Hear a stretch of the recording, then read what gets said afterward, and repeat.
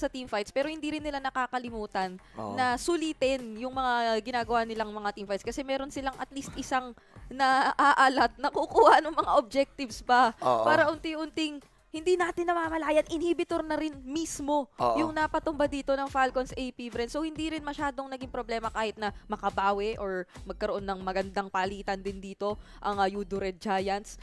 At ito ay isa na namang puntos na mapupunta sa Pilipinas. Mas magandang simula to for Falcons AP, Bren. Ito Yapi. yata yung isa sa mga bihirang chances na nakita natin sila up against Yudo Red Giants. Maganda ang momentum. Na nakakaaga. First time nilang nanalo since the group stages. Yes. Kasi parehas silang na 2-0 sa group stages. At ngayon, finally nakuha sila ng puntos. Kyle TZ also in this game. Yung disiplina ng Yun, oh. Naulan. Oo, yung hinihintay niya talaga yung mga Ayun. kampi niya na pumasok muna talaga.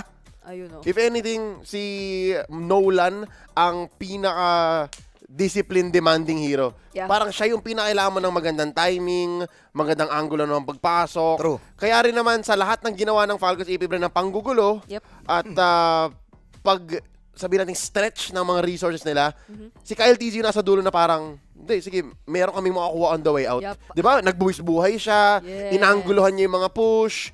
Wala, sa totoo lang, even if it looks like Falcons AP Brand, sila yung natatalo sa team fight, Oo. parating nasa likod ng utak ng mga players ng YRG, nasan si Kyle? Nasan si Kyle? Oo. Oo. Mukha lang siya magulo pero planado. Oo. Yung mga ginagawa dito ng Falcons AP Bren. Masaya pang isipin, no? Na bukod sa pagsabayan sila sa Brasoan. Mas marami ka pang unexpected na makikita kasi nga ito, maging si Kyle may winter crown siya. So, mas marami kang mga